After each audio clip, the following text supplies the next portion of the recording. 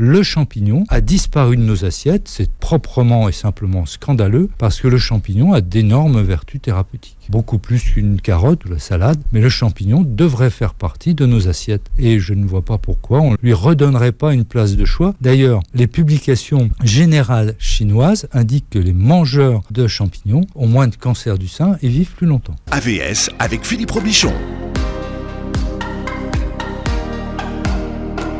À votre santé sur Beurre FM. Alors on reçoit tous les matins des gens passionnants et l'un d'entre eux, quand il est venu la première fois, a déclenché beaucoup de réactions. C'est le docteur Bruno Donatigny. Bonjour doc. Bonjour. Je vous ai attendu, je voulais que vous reveniez. Alors vous êtes gastro-entérologue, hépatologue, cancérologue et immunologue. Oui. Comme ça ne suffisait pas, vous êtes diplômé d'ostéopathie. Tout à fait. Vous êtes très en pointe sur ce qu'on appelle la mycothérapie. Shkun, la mycothérapie. C'est le traitement à partir de champignons.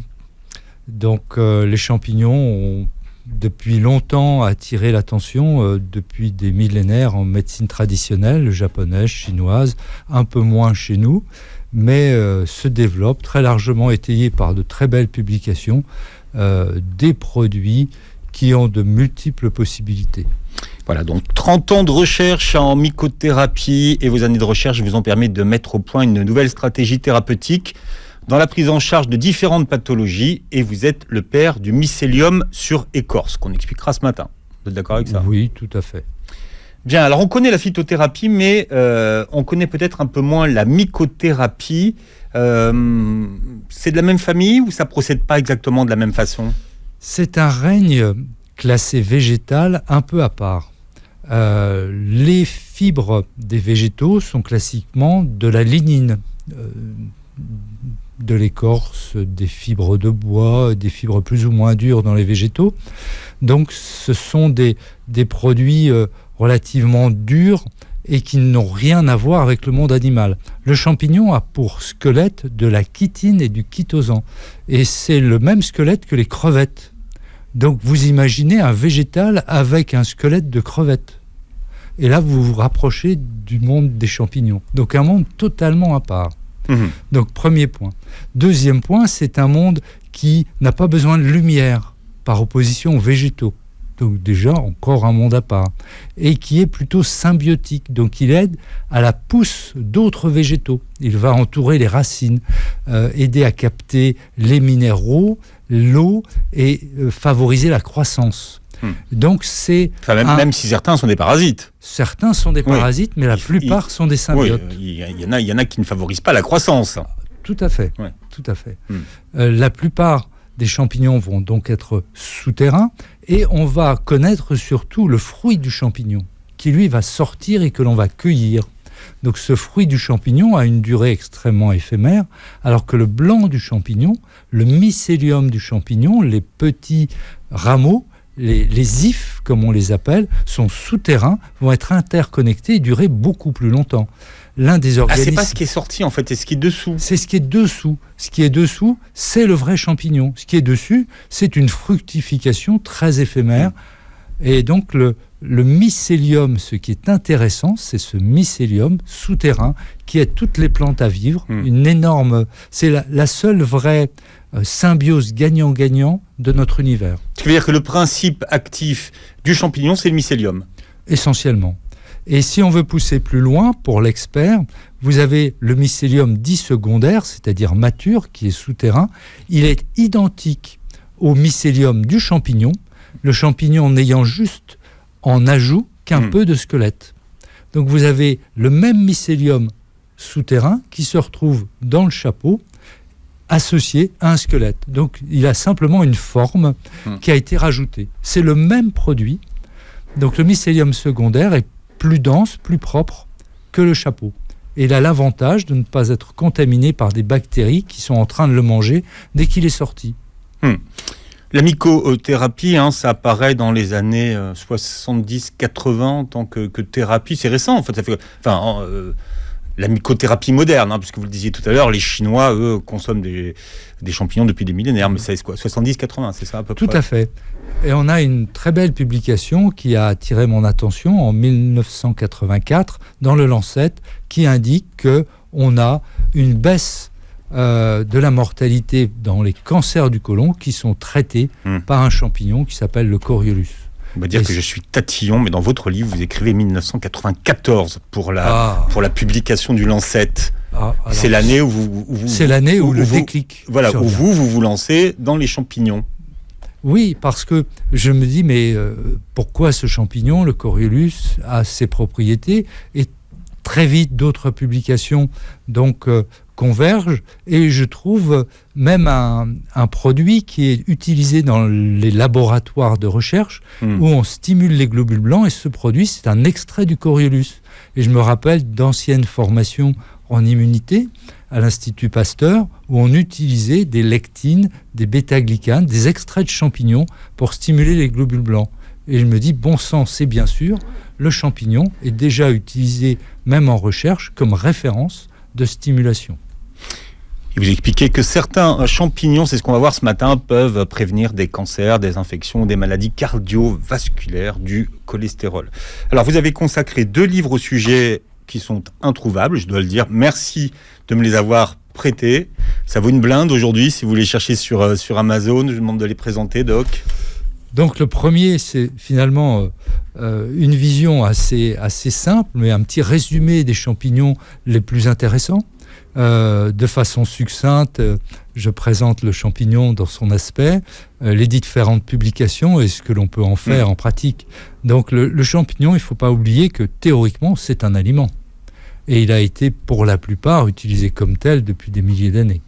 Donc même si ce sont des champignons au nom exotique, le Coriolus s'appelle le Karawatake, le Ganoderme s'appelle le Reishi, le Maitake c'est le Griffola, ce sont des champignons... Ils commencent à être populaires, ceux-là, on va dire aujourd'hui. Voilà, ils commencent à être populaires. Oui, ils commencent à être connus, bien connus. Oui. Eh bien, ceux-là, on les trouve chez nous. Ce sont des champignons qui poussent chez nous et que l'on peut utiliser comme des aliments. Et puis un deuxième livre, alors beaucoup plus technique, peut-être plus à l'usage des praticiens, de tous ceux qui s'intéressent aux médecines naturelles et qui veulent pratiquer. Il y a énormément d'informations dans celui-là. Donc là, on reprend... Les champignons comestibles, aliments d'avenir, chez Dauphin, pareil, introuvable. D'accord. Oui.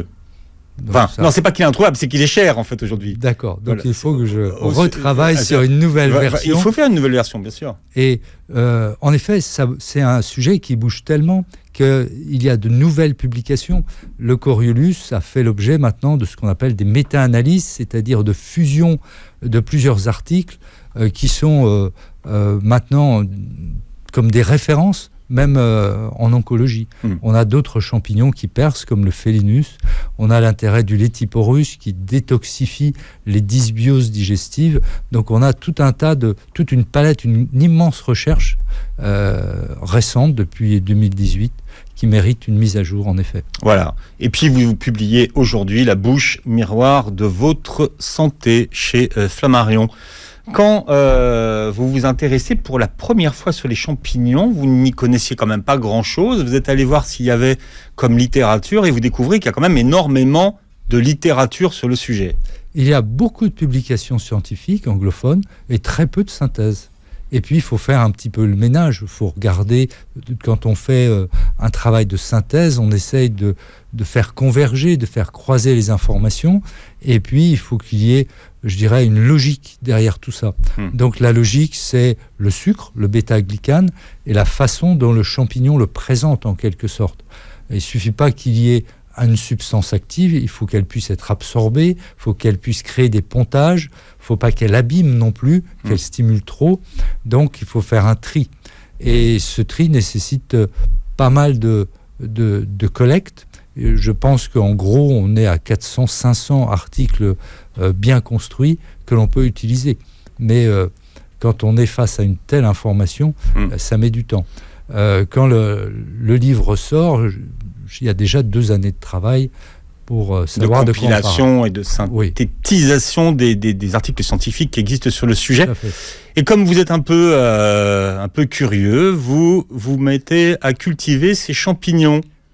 Tout à fait. Vous les faites venir d'où alors, ces champignons ? Eh bien, c'est une longue histoire. C'est vrai que vous avez creusé un petit peu la mécanique et l'émergence. Je vous ai dit que j'avais cherché, mais comment ça vous était venu ? Mais vous avez commencé par vouloir les cultiver vous-même. Oui, tout à fait. Première grande question. Vous avez un livre et puis vous dites, voilà, les champignons, c'est merveilleux. Première remarque, vous avez plein de questions, c'est très gentil, on vous croit, mais on les trouve où ?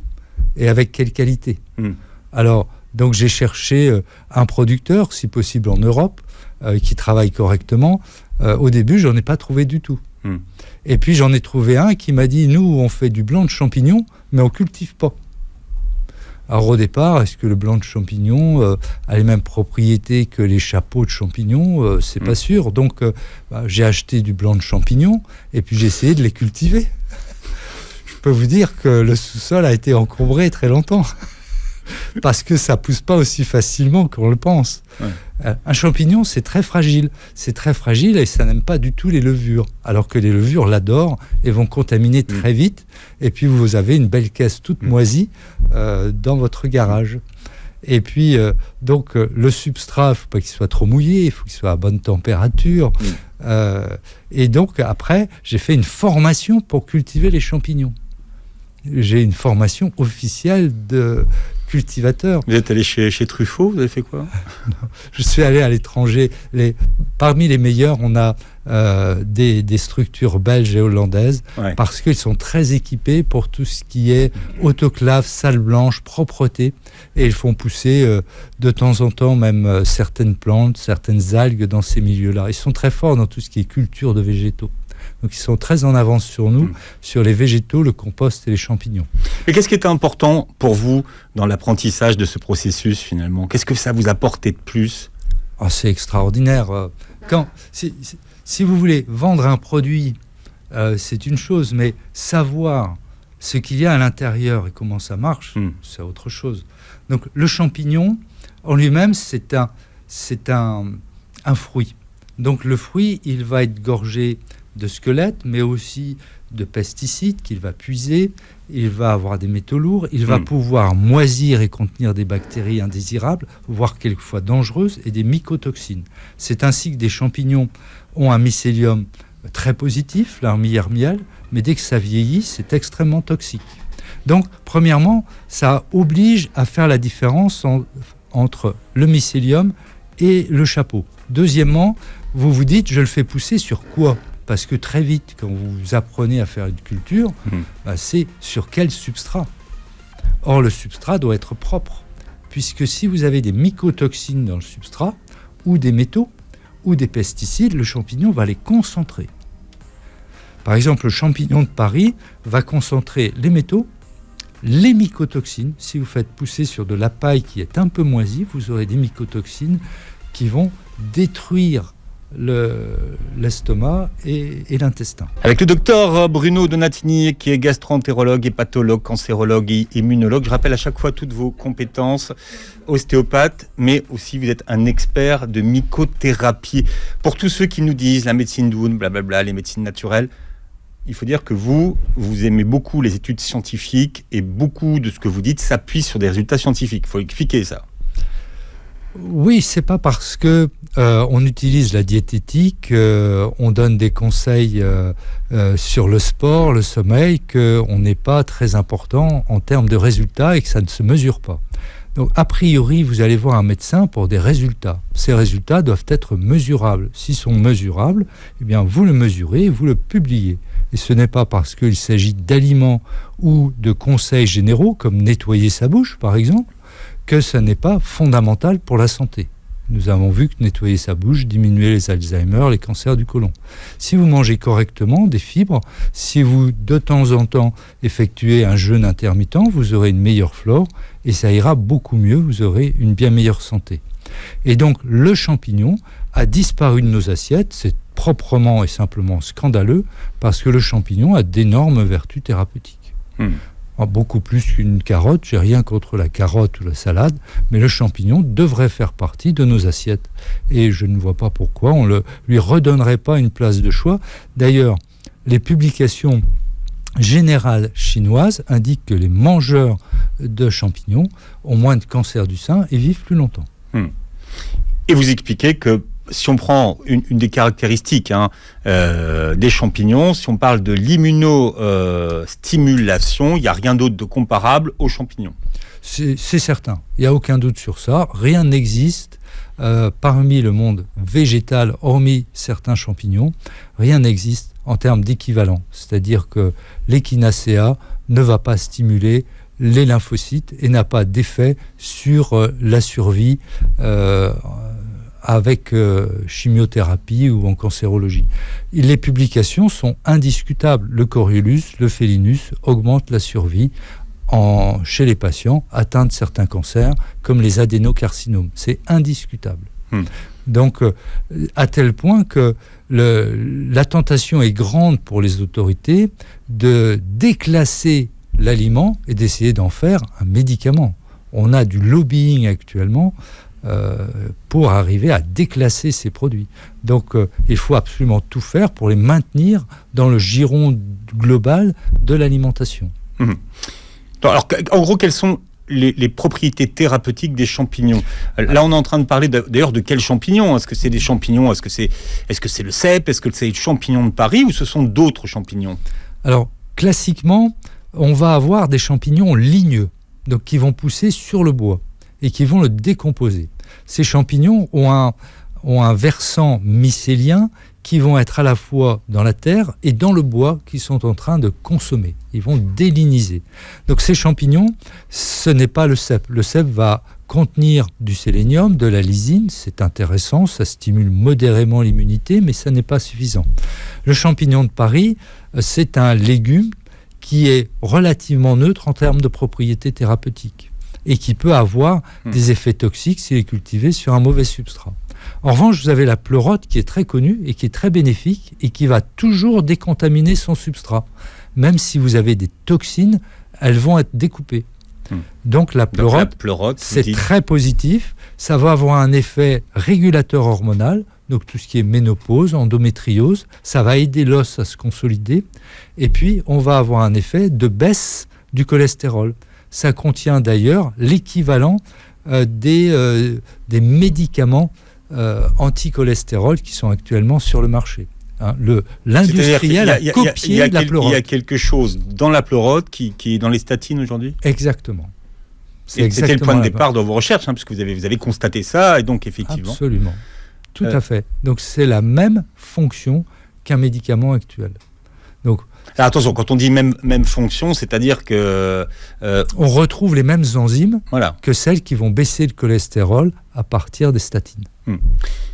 C'est pas parce que c'est un champignon qu'il ne faut pas faire attention à la dose et à tout ça d'ailleurs. Parce que les gens se disent c'est du champignon. Alors, en effet, c'est... Parce que la question de la dose se pose toujours à un moment donné. Toujours. Et là, en effet, on est dans le thérapeutique. Donc le thérapeutique, il faut vraiment bien cibler les choses. Un aliment est thérapeutique. L'eau est thérapeutique.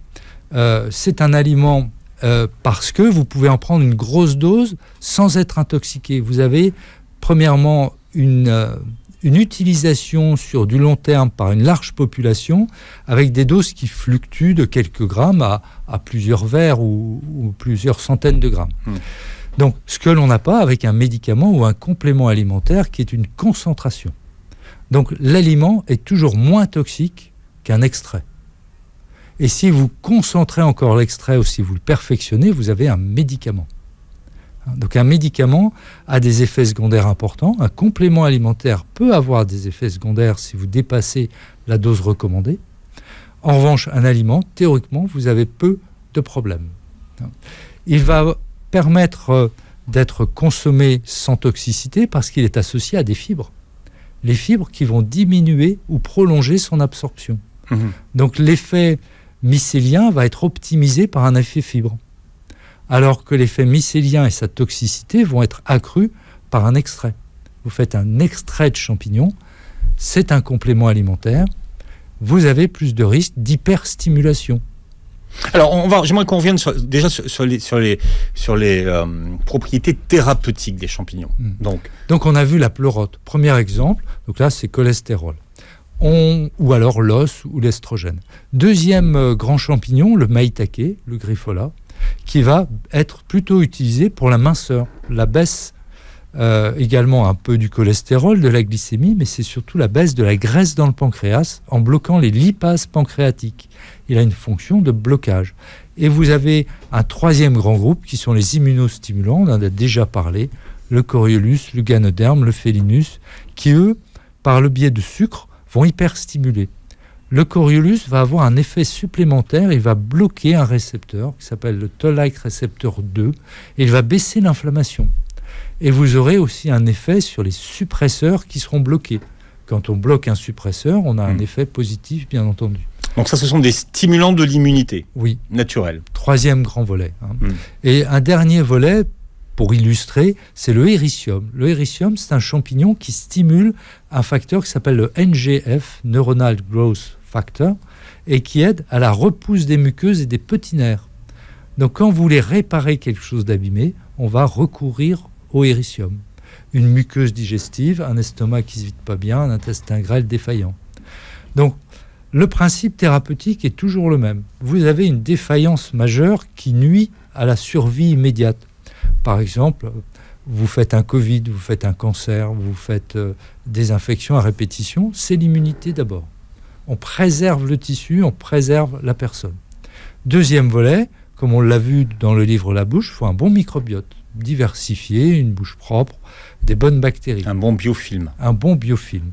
Et donc là, on va enrichir les fibres par des fibres, on va enrichir pour faire une sorte de protection et on va essayer avec des microdoses d'huile essentielle de moduler les mauvaises bactéries.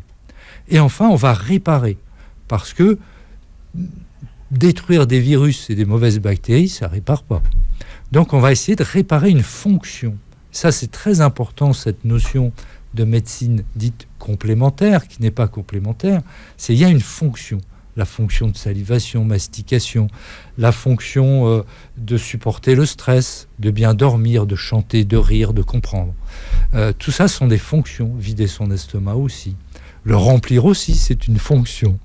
Donc, mais vous dites que c'est très important, vous, de bien vider son estomac. Il faut bien vider son estomac. Mais pourquoi c'est important de bien vider son estomac ? C'est votre truc à vous, ça. Ah oui.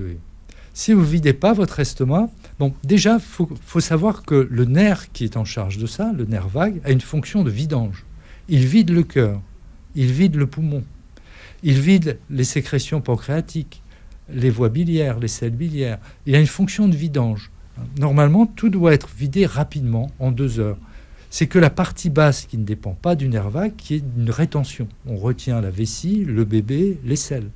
Donc en bas, on retient, mais en haut, on vide. On vide parce que si vous laissez du temps à la bactérie, elle va prendre le dessus sur vos compétences d'absorption. Donc elle va se servir d'abord, et petit à petit, elle va prendre le dessus même sur vos muqueuses et elle va les manger. Donc plus c'est lent, plus vous avez un dépôt qui va grignoter votre muqueuse et l'atrophier. Donc l'objectif, c'est de récupérer une vitesse de vidange, des fibres, un bon microbiote, pas de virus qui est finalement la cause. Même le Covid ralentit la vidange gastrique. Donc vous avez une bonne vidange, pas de synthèse de déchets inflammatoires. Et puis, une fois que vous avez ça, votre muqueuse va pouvoir reprendre le dessus. Vous n'aurez plus de bactéries qui viennent coller et la détruire. Mais comment on sait qu'on a une vidange satisfaisante ? Il y a plusieurs méthodes, mais ça n'a rien de spontané, sauf ceux qui ressentent bien leur transit digestif. Donc, je dirais, si vous avez une vidange défaillante, vous allez avoir moins d'appétit au petit déjeuner. Vous aurez plus de roue, plus de nausées. Vous serez plus vite rassasié. Vous aurez plus de ballonnement haut, avec une gêne respiratoire, plus de fatigue postprandiale. Donc là, déjà, ce sont des signes pas très bons. Postprandial, c'est bon. C'est juste après le repas. Ah, c'est bon pour le Scrabble, mais... Oui, mais sinon, c'est pas bon pour en effet, un communicant. C'est pas un mot très valable. C'est bon pour les promenades postprandiales. C'est ça. Les petites promenades après le repas. Après le repas. Donc, tout ça sont des petits signes. Après, on peut faire quelques examens. Dans les examens, eh bien, on va voir la mesure des gaz expirés. Si après 10 heures, vous avez encore des gaz qui sont à teneur élevée d'acide gras, c'est sûr que vous n'êtes pas à jeun. Alors que normalement, au bout de 6 à 8 heures, vous devez être à jeun et avoir des gaz très légers. Ce sont des gaz sous forme de cétones. Ça, c'est très bon signe. Plus vous avez des cétones précocement, plus vous videz et moins vous avez de déchets. Moins il y a de graisse dans le pancréas, moins il y a de graisse dans le foie. Et moins vous avez de cholestérol, de diabète, etc. Donc là, on peut avoir un effet bénéfique de certains champignons. Par exemple, le maïtake, le coriolus, favorise la vidange et favorise la cétose postprandiale. Donc ça, c'est le test respiratoire. Après, on peut faire une échographie. Le maïtake, c'est le roi des champignons. De toute façon, c'est the king.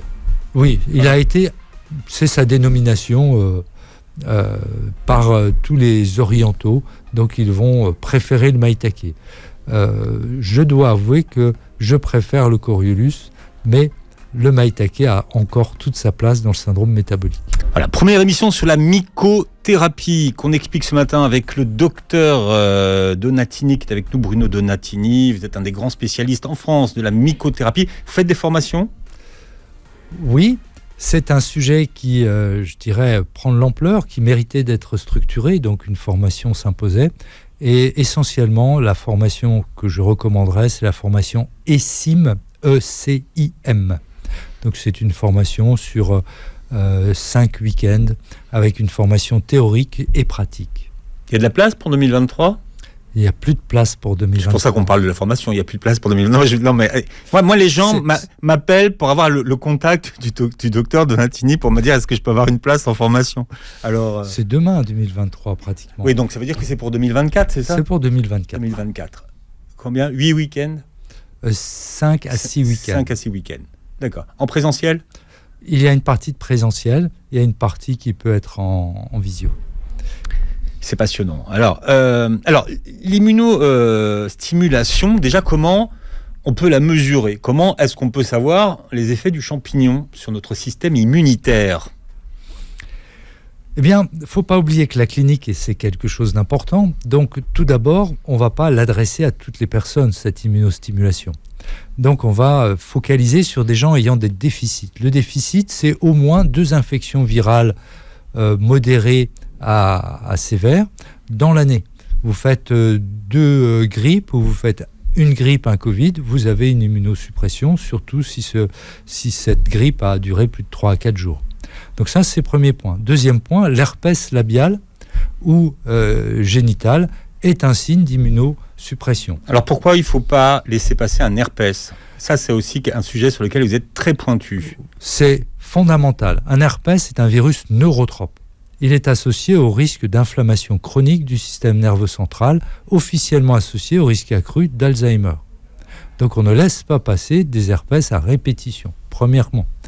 Deuxièmement, il est souvent associé à d'autres virus, comme de la famille de l'herpès, comme l'Epstein-Barr virus ou le cytomégalovirus, qui sont des virus immunosuppresseurs susceptibles de donner des cancers. Et souvent, l'immunosuppression est associée à un autre virus qui est le papillomavirus, qui donne des cancers ORL et des cancers gynécologiques. Donc tout ça sont des signes.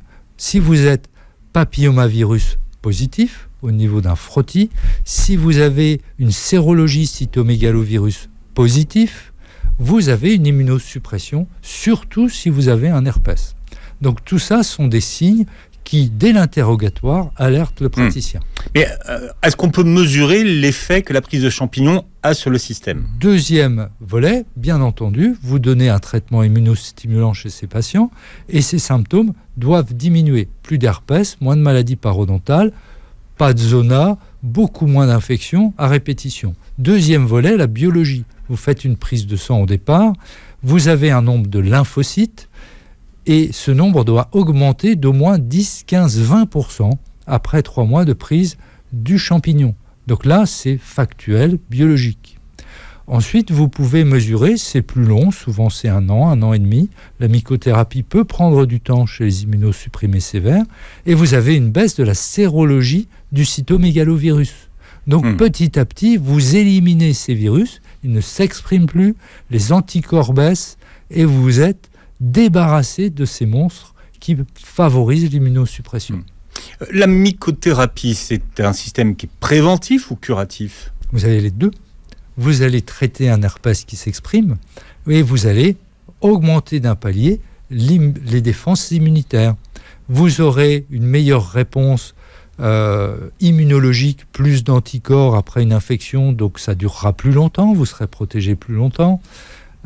Faut pas oublier, et je reviens sur ça, le Coriolus avec son extrait, qui s'appelle le PSK, a été utilisé dans des vaccins pour augmenter l'activité vaccinale. Donc c'est un adjuvant quand on veut stimuler, c'est officiel. C'est un produit de laboratoire quand il est sous forme d'un extrait. La pénicilline, par exemple, ça vient d'un champignon. La pénicilline, ça vient d'un champignon. On a en effet des enzymes, des toxines qui, vous savez, c'est une guerre sans merci entre les différents types de levures, de biotes, de virus. Et ils jouent des coudes et puis n'hésitent pas à empoisonner le petit voisin. Donc une levure, une bactérie synthétise des bactériocines ou alors des mycotoxines qui vont tuer les petits copains de proximité pour prendre la place. Quels sont les risques d'interaction avec d'autres traitements si on en prend, et s'il y en a ? Au Japon, la prise de Coriolus versicolor sous forme concentrée et injectable, c'est un médicament et c'est obligatoire dans tous les cancers digestifs. Donc ils ont démontré depuis longtemps qu'il y avait une synergie et aucune interaction avec ce champignon, de même pour le Félinus. Donc les grands immunostimulants, il n'y a pas de risque. Le Ganoderm, qui est le troisième stimulant, a été accepté par l'agence européenne, qui est très, très frileuse, comme aliment. Donc dénué de risque. Donc a priori, vous n'avez aucun risque si vous prenez ces champignons. Si vous prenez d'autres traitements. Oui. On les prend sous quelle forme, ces champignons ? Alors, on a de tout sur le marché, on peut trouver absolument de tout. Du champignon chapeau, du mycélium tout seul, du mycélium sur de l'écorce, des fibres. Et donc, vous allez avoir des formes, prenons le Ganoderm, qui vont être, par exemple, du thé ou du café. Donc, vous avez des capsules de poudre de Ganoderm. Vous pouvez avoir des pots à utiliser comme de l'épice. Ça a bon goût, le Ganoderm. Vous pouvez avoir des gélules. Là, on est dans le complément alimentaire. Vous pouvez trouver le champignon entier. Alors, ça va se trouver pour le maïtake, pour le shiitake, que j'aime pas trop, je dirais un mot pourquoi. La pleurote, bien sûr. Pourquoi vous l'aimez pas ? Parce que le shiitake donne des effets indésirables parfois. Il va donner une néosinophilie et une allergie avec une éruption extrêmement prurigineuse. Donc, une poussée d'éosinophilie, ce sont des globules blancs qui défendent contre les parasites. Donc il est trop stimulant parce que les sucres sont trop gros. Donc il va y avoir une hyperstimulation digestive. Ce qui fait qu'il y a une mise en garde officielle par la DGCCRF, qui est l'organe de protection des populations du point de vue alimentaire.